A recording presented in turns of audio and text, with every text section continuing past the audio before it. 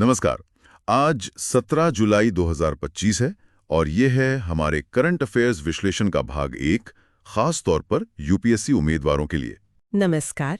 आज हम कुछ अहम राष्ट्रीय और अंतर्राष्ट्रीय घटनाक्रमों पर बात करेंगे। हाँ, और देखेंगे कि भारत कहाँ प्रगति कर रहा है, वैश्विक चुनौतियां क्या हैं। हो सकता है कुछ विषयों पर हमने पहले बात की हो, तो एक तरह से ये रिवीजन भी हो जाएगा। बिल्कुल। तो चलिए शुरू करते हैं। हाँ, पहला टॉपिक क्या है? शुरुआत स्वास्थ्य क्षेत्र से करते हैं। WHO और यूनिसेफ की 2024 की टीकाकरण रिपोर्ट आई है। अच्छा। वैश्विक स्तर पर देखें तो 2024 में लगभग 89% शिशुओं को DTP युक्त टीके की कम से कम एक डोज मिली। ये एक अच्छी शुरुआत है। और इसमें भारत का प्रदर्शन कैसा रहा? सुना है काफी अच्छा है। हाँ, भारत का प्रदर्शन वाकई काबिले तारीफ है। अच्छा। वो जो 0 डोज बच्चे होते हैं, मतलब जिन्हें कोई टीका नहीं मिला, उनकी संख्या 2023 में 1.6 मिलियन थी। वो 2024 में घटकर 0.9 मिलियन रह गई। अरे वाह, ये तो मतलब 43% की कमी। ये तो बहुत बड़ी बात है। बिल्कुल, और ये सीधे तौर पर भारत के सार्वभौमिक टीकाकरण कार्यक्रम यानी UIP की सफलता दिखाता है।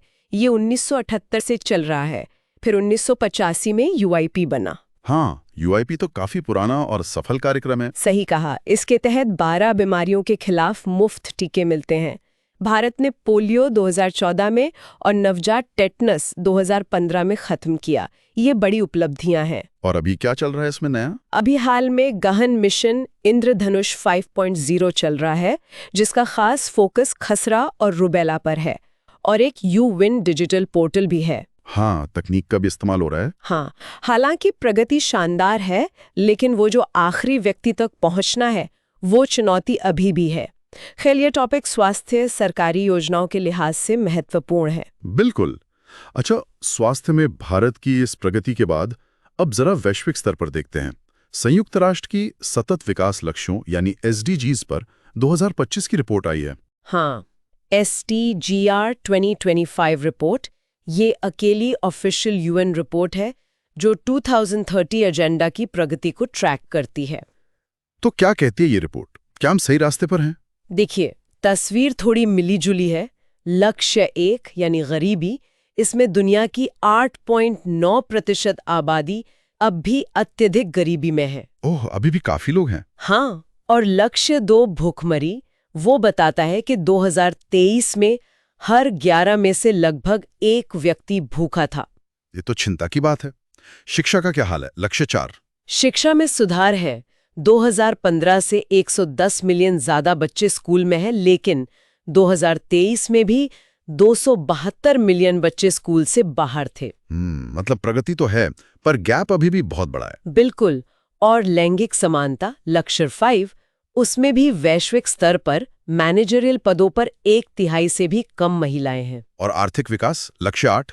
वहां एक अच्छी खबर है कि 2024 में बेरोजगारी दर रिकॉर्ड 5.0% पर आई, लेकिन करीब 58% श्रमिक अभी भी अनौपचारिक क्षेत्र में है, बिना किसी खास सामाजिक सुरक्षा के। ये विरोधाभास है। रोजगार तो है, पर सुरक्षित नहीं। सही। और बाकी चुनौतियां भी गंभीर हैं। आवास लक्ष्य 11 के लिए 3 अरब लोग संघर्ष कर रहे हैं। 1.12 अरब झुग्गियों में रहते हैं। बाप रे। और जलवायु परिवर्तन लक्ष्य 13। 2024 रिकॉर्ड पर सबसे गर्म साल रहा। तापमान प्री इंडस्ट्रियल लेवल से करीब 1.55 डिग्री सेल्सियस ज्यादा। ये तो पेरिस समझौते के लक्ष्य के बहुत करीब है। हाँ, और शांति लक्ष्य 16 की बात करें तो 2024 में संघर्षों में करीब 50,000 मौतें हुई और 123 मिलियन से ज्यादा लोग विस्थापित हुए। ये आंकड़े दिखाते हैं कि SDGs हासिल करना कितना मुश्किल है। सही बात है। ये सारे आंकड़े GS पेपर्स के लिए बहुत महत्वपूर्ण है। अच्छा, अब आगे बढ़ते हैं। घरेलू स्तर पर कोई नई योजना? हाँ, एक महत्वपूर्ण योजना है ADETI। ये MSMEs में ऊर्जा दक्षता बढ़ाने के लिए है। ADETI, okay. कौन सा मंत्रालय देख रहा है इसे? ये विद्युत मंत्रालय की योजना है और इसे लागू कर रहा है ऊर्जा दक्षता ब्यूरो यानी BE। हाँ, एनर्जी सेविंग वाली एजेंसी। बिल्कुल। ये योजना 3 साल चलेगी, FY26 से FY28 तक, और इसका बजट 1000 करोड़ रुपए है। और इसका लक्ष्य क्या है? लक्ष्य है MSMEs खास पर 14 ज्यादा ऊर्जा खपत वाले क्षेत्रों में उद्यम आईडी वाले एमएसएमईज इसमें शामिल हो सकते हैं। मकसद है ऊर्जा की खपत 30 से 50% तक कम करना। ये तो काफी महत्वाकांक्षी लक्ष्य है। मदद कैसे मिलेगी एमएसएमईज को? इसमें ब्याज सबवेंशन है, मतलब लोन के ब्याज पर छूट। सूक्ष्म और लघु उद्योगों के लिए 5%, मध्यम के लिए 3%। साथ ही तकनीकी मदद और एनर्जी ऑडिट में भी सहायता मिलेगी। ये एमएसएमई सेक्टर और ऊर्जा दक्षता दोनों के लिए अहम है। अच्छा, ऊर्जा दक्षता की बात हुई तो कौशल विकास पर भी बात कर लेते हैं। स्किल इंडिया मिशन को 10 साल हो गए हैं। हाँ, 2015 में शुरू हुआ था। क्या मुख्य उपलब्धियां रही हैं इसकी? इसके तहत कई कार्यक्रम हैं, जैसे PMKVY 4.0, अप्रेंटिसशिप के लिए PMNASS और जन शिक्षण संस्थान JSS। आंकड़ों की बात करें तो PMKVY से ही 1.6 करोड़ से ज्यादा लोग ट्रेन हुए हैं, जिनमें 45% महिलाएं थीं। ये तो काफी बड़ी संख्या है। हाँ, JSS से करीब 2.45 लाख लोग जनवरी 2025 तक ट्रेन हुए और NAPS से वित्त वर्ष 24 में करीब 2.6 लाख प्रशिक्षु जुड़े। DDU-GKY के भी 65% लोगों को ट्रेनिंग के बाद रोजगार मिला। आंकड़े तो प्रभावशाली लगते हैं, लेकिन क्या ये कौशल आज की जरूरत के हिसाब से है? यही असली चुनौती है, गुणवत्ता और भविष्य की नौकरियों के लिए प्रासंगिक कौशल देना। ये कौशल विकास और रोजगार से जुड़ा अहम मुद्दा है। बिल्कुल। चलिए अब थोड़ा विज्ञान की दुनिया में चलते हैं। गुरुत्वाकर्षण तरंगों को लेकर कोई बड़ी खबर आई है? हाँ, बहुत बड़ी। अब तक के सबसे बड़े ब्लैक होल विलय का पता चला है। सबसे बड़ा? क्या मतलब? मतलब द्रव्यमान के हिसाब से। इस घटना का नाम है GW231123। इसे LVK नेटवर्क ने डिटेक्ट किया, यानी लाइगो, वर्गो और कागरा ऑब्जर्वेटरीज ने मिलकर। अच्छा। इसमें करीब 100 और 140 सौर द्रव्यमान के, मतलब सूरज के वजन से 100 गुना और 140 गुना भारी 2 ब्लैक होल टकराकर विलीन हो गए। बाप रे! तो नया ब्लैक होल कितना बड़ा बना? वो करीब 225 सौर द्रव्यमान का बना। ये अब तक का खोजा गया सबसे भारी ब्लैक होल है। और ये इसलिए भी खास है क्योंकि ये मध्यवर्ती यानी इंटरमीडिएट मास ब्लैक होल की श्रेणी में आता है, जिनके सबूत मिलना मुश्किल था। ये तो खगोल विज्ञान के लिए बड़ी खोज है। बिल्कुल। ये आइंस्टीन की 1916 की भविष्यवाणी स्पेस टाइम में लहरों की एक और पुष्टि है, और इससे ब्लैक होल कैसे बनते हैं ये समझने में मदद मिलेगी। इसमें भारत की लाइगो इंडिया परियोजना की भविष्य में योगदान देगी। सही है, विज्ञान और तकनीक खंड के लिए महत्वपूर्ण। अच्छा, तकनीक का एक और इस्तेमाल न्याय व्यवस्था में भी होता है। सुप्रीम कोर्ट ने DNA सबूतों को लेकर कुछ निर्देश दिए हैं। हाँ, ये काफी जरूरी निर्देश हैं। कोर्ट ने पाया कि DNA सैंपल इकट्ठा करने, उन्हें सुरक्षित रखने में ट्रेनिंग की कमी है। फॉरेंसिक लैब की क्षमताएं सीमित हैं और कोई एक जैसी मानक प्रक्रिया यानी SOP नहीं है। ये तो गंभीर समस्या है।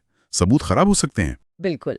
इसीलिए कोर्ट ने निर्देश दिए हैं कि सैंपल का प्रॉपर दस्तावेजीकरण हो, 48 घंटे के अंदर लैब पहुंचाया जाए और चेन ऑफ कस्टडी का रजिस्टर मेंटेन हो। चेन ऑफ कस्टडी मतलब सबूत कब किसके पास रहा इसका पूरा रिकॉर्ड, ताकि सबूत के साथ छेड़छाड़ ना हो सके। ये निर्देश DNA सबूत की विश्वसनीयता और अदालतों में उसकी स्वीकार्यता के लिए बहुत जरूरी है। हाँ, ये आपराधिक न्याय सुधार का एक अहम पहलू है। बिल्कुल। और ये BNSS 2023 और क्रिमिनल प्रोसीजर आइडेंटिफिकेशन एक्ट 2022 के संदर्भ में भी प्रासंगिक है। ठीक है, अब अंत में कुछ और संक्षिप्त मगर महत्वपूर्ण खबरें देख लेते हैं। हाँ, रक्षा क्षेत्र में DRDO ने नौसेना को स्वदेशी रेडिएशन मॉनिटरिंग सिस्टम RMS सौंपा है। और अमेरिका यूक्रेन को पैट्रियट मिसाइल सिस्टम दे रहा है। क्षेत्रीय सहयोग में बिम्स्टेक बंदरगाह कॉन्क्लेव हुआ। ये 7 सदस्य देशों का समूह है जो दक्षिण और दक्षिण पूर्व एशिया को जोड़ता है। अच्छा। मोजाम्बिक के काबो देलगाडो प्रांत में LNG परियोजनाएं और वहां चल रहा विद्रोह, ये ऊर्जा सुरक्षा और आंतरिक सुरक्षा दोनों नजरिए से अहम है। और भारत के तेजस फाइटर जेट के लिए अमेरिका से दूसरा GF404 इंजन भी मिल गया है। हाँ, ये LCA Mark 1A के लिए है। घरेलू मोर्चे पर 15 जुलाई को के कामराज की जयंती थी और सरकार ने सेवानिवृत्त वैज्ञानिकों के लिए PM प्रोफेसरशिप शुरू की है। ऑटोमोबाइल सेक्टर में कैफे 3 उत्सर्जन मानकों पर चर्चा चल रही है, जिनका मकसद CO2 उत्सर्जन कम करना है। और अंत में नागरिक अधिकार संरक्षण अधिनियम 1955 पर रिपोर्ट आई है, जिसमें दर्ज मामलों में गिरावट देखी गई है। तो ये थी आज की कुछ मुख्य खबरें UPSC के नजरिए से। बिल्कुल। आज की इस चर्चा से एक सवाल मन में आता है। भारत अपनी महत्वाकांक्षी घरेलू विकास योजनाओं जैसे टीकाकरण या कौशल विकास और वैश्विक प्रतिबद्धताओं जैसे सतत विकास लक्ष्य या जलवायु परिवर्तन, इनके बीच संतुलन कैसे बना सकता है? खासकर जब तकनीक लगातार नए अवसर और चुनौतियां पेश कर रही है। इस पर विचार जरूर कीजिएगा। और अगर आपको ये विश्लेषण उपयोगी लगा हो तो कृपया इसे लाइक करें और हमारे चैनल को सब्सक्राइब करें। धन्यवाद।